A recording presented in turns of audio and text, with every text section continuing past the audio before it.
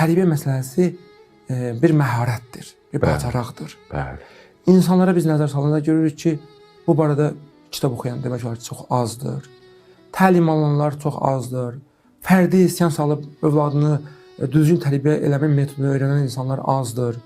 Yəni, bu elə bir mövzudur ki, hər birimizə lazımdır. Adətən insanlar necə tərbiyə edilir övladını? Necə öyrənibsə, valideyni onu nə cür tərbiyə edibsə, o da övladını elə tərbiyə edir. Atadan, anadan öyrəndiyini övladına tətbiq edir. Burada da bəzən iki cür olur. Bəziləri eynən atasından hansını aldığını uşağına eləyir. Əgər məsələn, avtoritar ailədə böyüyübsə, ciddi rejimlərlə böyüyübsə, uşağını o formada tərbiyə edir. Bəziləri də əksini eləyir.